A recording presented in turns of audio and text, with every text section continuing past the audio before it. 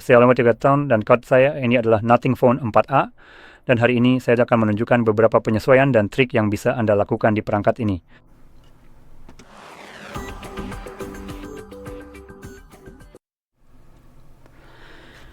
Oke, jadi mari kita langsung saja ke intinya. Sekarang saya akan jujur dari awal. Ini sebenarnya tidak akan ada yang istimewa, jujur saja. Jadi, yang satu ini terutama adalah hal-hal yang biasanya saya ubah di perangkat yang saya gunakan, hampir semuanya. Jadi mari kita langsung mulai sekarang. Jadi pertama-tama kita akan mulai dengan membuka pengaturan kita. Dan saya sendiri sebenarnya hampir tidak pernah menggunakan ponsel Nothing, kecuali mungkin seperti CMF Phone. Tapi itu sebenarnya tidak punya glyph interface, tapi karena saya tahu banyak orang yang membeli perangkat ini memang suka dengan glyph. Di sini tampilannya sudah sedikit berubah, seperti yang mungkin sudah kamu lihat. Jadi ini adalah layar 1x7 pixel. Hampir saja di sini kamu bisa mengaktifkannya jika sebelumnya mati.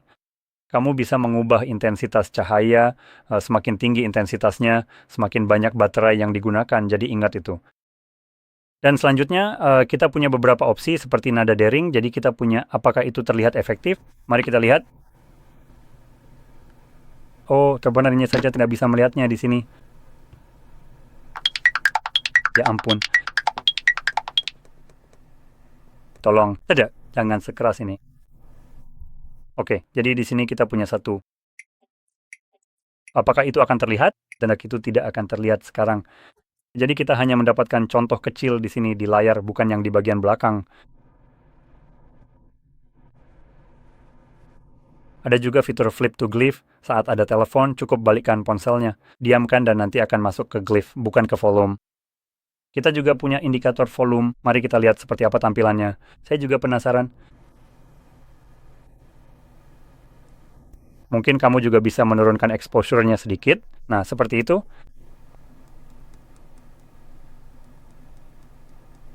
Itu cukup keren.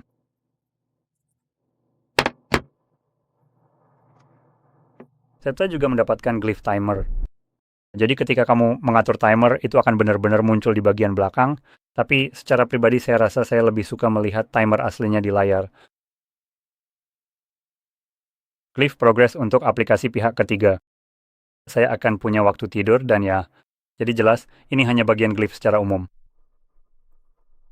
Intelligent Toolkit menurut saya adalah tombol yang ada di sini. Jadi tahu tidak? Silakan jujur saja. Saya tidak suka iOS setidaknya khususnya di ponsel dan peningkatannya. Jadi saya akan benar-benar melewati segala macam omong kosong AI. Mari kita lanjutkan. Selanjutnya, kita punya kustomisasi yang mungkin juga melibatkan AI.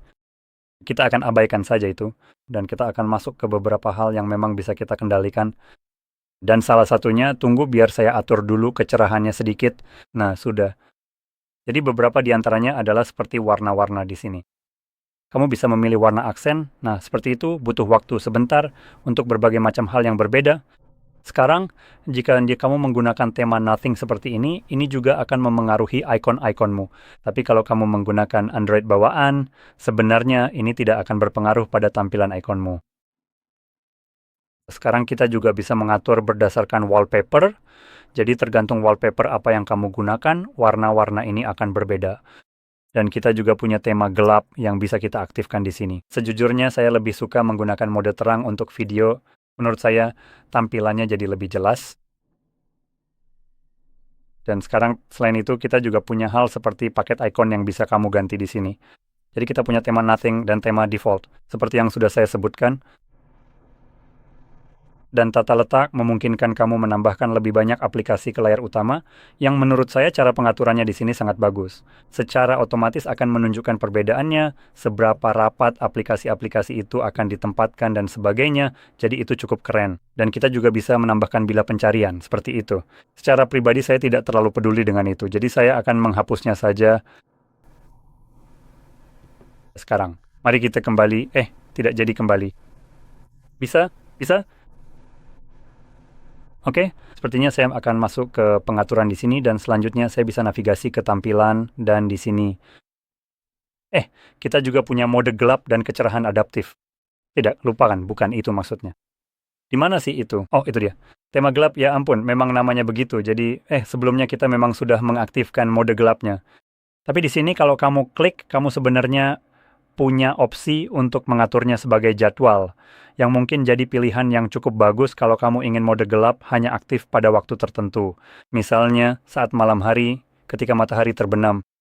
Dan kamu tahu mode terang tidak terlalu dibutuhkan pada saat itu, berbeda dengan saat terkena sinar matahari langsung di luar ruangan. Biasanya menurut saya mode terang sedikit lebih baik, lebih mudah dilihat dibandingkan mode gelap. Jadi ini bisa jadi pilihan yang cukup menarik untuk kamu. Dan selain itu, saya juga ingin menyebutkan bahwa ketika kamu mengaktifkan mode gelap di sini, semua yang berwarna hitam, seperti hampir semua bagian di sini dan di sini. Kecuali tombol-tombol kecil ini, karena mereka memang punya sedikit warna abu-abu pada tampilannya. Seperti yang bisa kamu lihat, begitu saya sangat melebih-lebihkan pencahayaannya. Jadi apapun yang memiliki warna abu-abu seperti ini, itu sebenarnya tidak terlalu berpengaruh. Tapi semua yang benar-benar hitam seperti latar belakang di sekitar teks putih ini, pixel pada layar di bagian itu benar-benar dimatikan. Dan karena pixel-pixel itu dimatikan, mereka tidak perlu membuang energi untuk memancarkan cahaya. Dan karena tidak melakukan itu, ponsel jadi memiliki daya tahan baterai yang lebih baik saat layar menyala. Jadi itu lagi-lagi sesuatu yang bisa kamu manfaatkan hanya untuk keuntunganmu sendiri, yaitu mendapatkan daya tahan baterai yang lebih lama, bukan untuk tampilan tapi semata-mata demi baterai. Sebenarnya saya akan membatalkan itu juga. Selanjutnya kita punya status bar yang sebenarnya saya suka lihat di sebagian besar perangkat. Meskipun banyak perangkat saat ini tidak memilikinya, fitur ini memungkinkan kamu membersihkan status bar di sini dari ikon-ikon yang tidak perlu. Beberapa di antaranya sudah dimatikan, yang menurut saya agak menipu, seperti NFC atau Near Field Communication, yang memungkinkan perangkatmu berkomunikasi dengan perangkat lain berdasarkan jarak dekat. Itu diaktifkan secara default, dan fitur sialan ini selalu disembunyikan. Saya benci ini. Rasanya seperti cara yang sangat licik untuk mencoba mengakali izinmu agar pada dasarnya mengizinkan pelokalan. Karena ini bisa digunakan untuk melacakmu melalui perangkat lain, menemukan perangkatmu lewat NFC. Ini seperti diam-diam membohongimu, mengakali usahamu untuk misalnya mematikan layanan lokasi dan memblokirnya dari Google dan semua hal semacam itu. Tapi ya begitulah. NFC selalu aktif secara default sejak awal dan disembunyikan dari tampilanmu. Jadi kamu bahkan tidak tahu kalau itu sedang aktif. Dan itu juga melacakmu dengan caranya sendiri. Jadi secara umum saya benar-benar benci fitur sialan ini. Saya bisa mematikannya hanya dengan masuk ke menu edit di sini. Dan saya akan menambahkan NFC dulu. Saya bisa menemukannya. Nah, itu dia NFC, klik, dan sekarang kita bisa kembali matikan saja omong kosong itu dan selesai. Sekarang kita sudah siap, kita tidak perlu fitur sampah itu diaktifkan. Tentu saja, kamu memang membutuhkannya kalau suka membayar pakai ponsel, tapi jelas kamu bisa mengaktifkannya hanya saat membayar lalu segera mematikannya lagi. Tapi hal-hal tambahan yang juga suka saya matikan di sini misalnya adalah Bluetooth, lalu VPN, mode jangan ganggu, dan juga pelokalan. Kalau saya mengaktifkannya, tapi biasanya sih itu saya matikan. Sayangnya, kita tidak punya opsi untuk menyembunyikan hal-hal seperti Wi-Fi dan sinyal. Jadi itu agak disayangkan karena saya pribadi punya keduanya. Dan saya tahu kapan mereka menyala, setidaknya di ponsel saya, yaitu Samsung. Saya sudah atur sebagai otomatisasi, jadi dia akan menyala dan mati sendiri secara otomatis. Dan ketika saya berada di lokasi tertentu, saya tahu saya terhubung ke jaringan, atau ketika saya di luar lokasi itu, saya tahu saya tidak terhubung. Jadi saya tidak perlu melihat ini. Dan karena saya tinggal di kota, sinyal itu rasanya tidak terlalu penting buat saya. Tapi hal lain, seperti yang saya bilang, lokasi, VPN, yang juga saya gunakan sendiri, lewat Tailscale untuk pada dasarnya terhubung ke server saya di rumah. Nah, yang seperti itu saya suka sembunyikan, supaya tidak muncul di sana, karena memang agak tidak berguna juga. Lanjut ke berikutnya ya. Di sini ada warna, yang mengatur saturasi tampilan. Nah, ini adalah sesuatu yang sebaiknya kamu lihat sendiri di perangkatmu. Secara pribadi, bukan lewat video ini. YouTube melakukan banyak pemrosesan pada video-video ini saat diunggah untuk memperkecil ukurannya. Jadi perbedaan yang akan kamu lihat di sini mungkin bahkan tidak terlihat di video yang sedang kamu tonton. Mungkin terlihat sama saja bagimu, tapi kalau dilihat langsung ada perbedaan yang cukup jelas di antara keduanya. Jelas, mode Alive menghasilkan gambar yang jauh lebih jenuh dibandingkan dengan mode standar, sedikit lebih mendekati seperti apa yang saya bayangkan aslinya. Bayangkan saja, karena saya sendiri sejujurnya belum pernah melihat ini secara langsung, jadi saya tidak bisa benar-benar memberitahumu. Nah, yang ini tidak terlalu banyak perbedaannya. Kamu bisa melihat sedikit perbedaan pada langit yang menjadi sedikit lebih biru. Tapi ini adalah perbedaan yang sangat tipis di sini, dan saya memang mencarinya, dan ini sulit untuk dilihat. Jadi ini sebenarnya tidak terlalu banyak perbedaannya. Yang ini kamu bisa lihat jauh kurang jenuh dengan mode standar. Jadi sekali lagi, secara pribadi, tidak ada satupun dari keduanya yang terlihat sangat nyata bagi saya. Tapi ya, kamu tahu sendiri, saya juga jarang keluar rumah, jadi mungkin itu alasannya. Bagaimanapun juga, selanjutnya kita punya pengaturan suhu warna yang memungkinkan kamu mengatur semacam tint pada tampilan secara keseluruhan. Mode hangat jelas condong ke warna yang lebih hangat, seperti oranye atau kekuningan, sedangkan mode dingin lebih ke arah biru. Dan kamu bisa lihat, saya bisa langsung menggesernya, dan memang perbedaannya terlihat jelas. Kamu bisa mengaturnya dari putih yang warnanya seperti air seni sampai biru pucat seperti hantu. Yang ini sebenarnya terasa agak aneh menurut saya, birunya terasa terlalu biru. Lanjut, sekarang kita punya pengaturan refresh rate, ada beberapa opsi yaitu dinamis, tinggi, dan standar. Agak aneh menurut saya karena ada pilihan dinamis dan tinggi. Kalau kamu baca penjelasannya, sebenarnya keduanya hampir sama, jadi mode dinamis akan mengubah refresh rate sesuai dengan konten untuk mengoptimalkan daya baterai. Tunggu, sekarang ke bagian berikutnya. Kita punya refresh rate maksimum 120 Hz untuk scrolling dan animasi yang lebih mulus. Jadi sebenarnya mereka mengatakan hal yang sama dengan cara berbeda. Secara umum, baik dinamis maupun tinggi berjalan hingga 120 frame, meskipun mode dinamis entah kenapa tidak menyebutkan ini, tapi memang begitu cara kerjanya. Dan mode tinggi juga, seperti yang dijelaskan, refresh rate maksimum 120, artinya juga ada refresh rate minimum. Dan saya percaya ini adalah layar LTPO, yang berarti refresh rate-nya bisa turun hingga 1 frame per detik. Secara umum, kamu mungkin akan ingin menggunakan mode dinamis atau tinggi, karena keduanya memberikan refresh rate yang tinggi, dan hanya gunakan mode standar, yang mana standar adalah salah satu opsi, jika kamu tidak melihat perbedaan antara mode tinggi, dinamis, dan standar.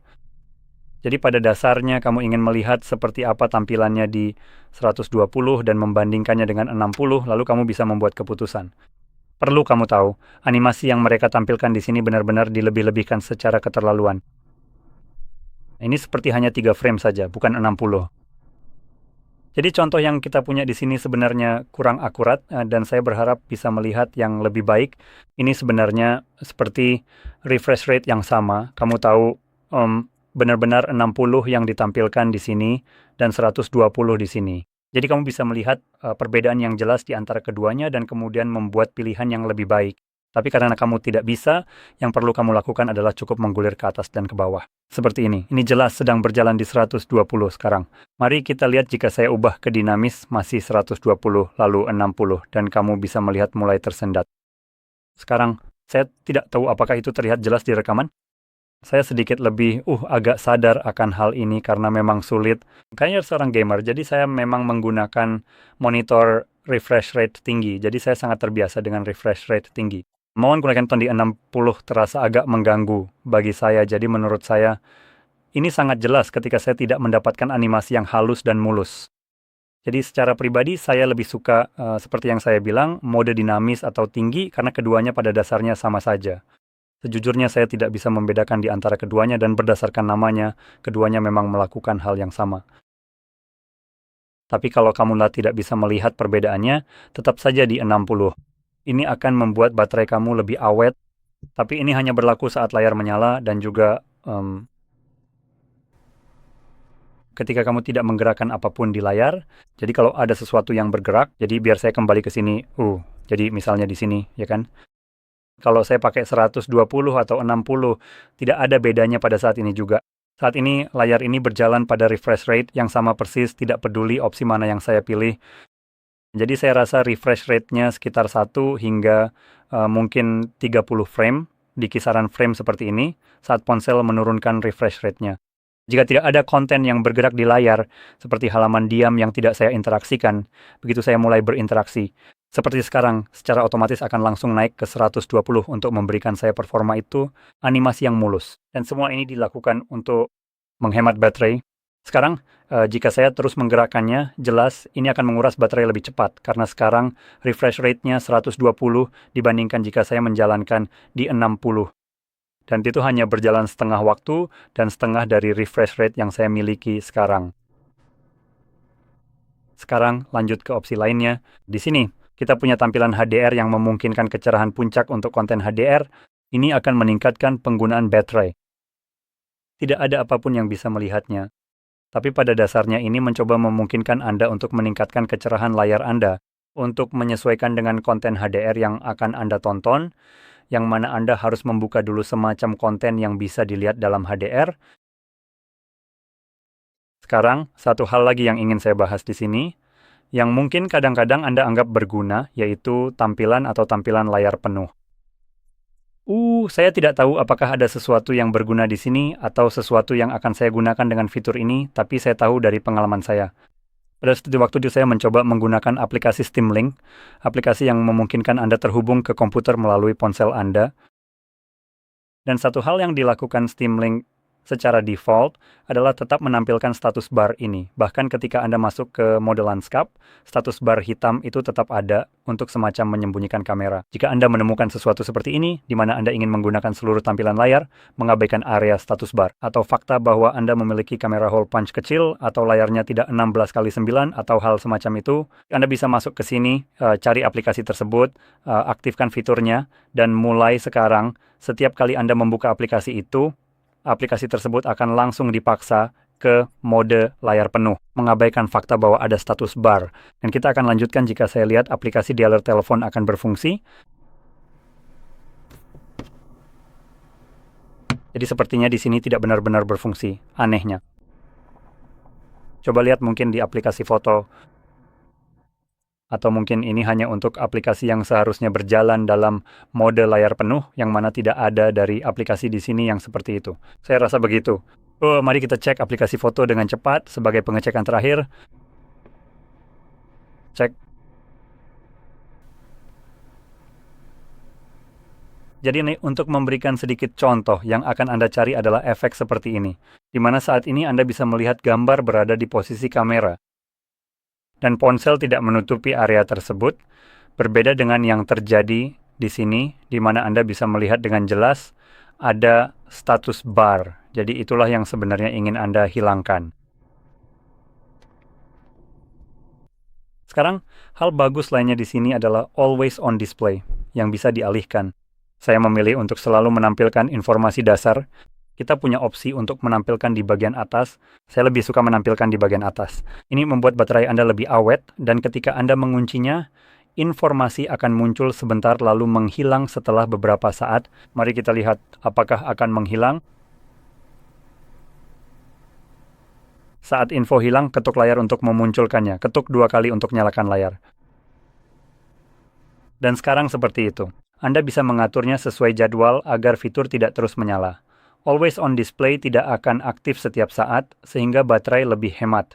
Namun, layar tetap menyala tanpa perlu diketuk, jadi Anda bisa atur sesuka hati.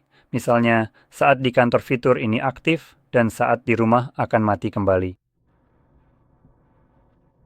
Sekarang, pada dasarnya itulah semua yang ingin saya tunjukkan di sini. Jadi seperti yang saya bilang, ini cukup sederhana. Jika Anda merasa ini sangat membantu, jangan lupa untuk klik like, subscribe, dan terima kasih sudah menonton.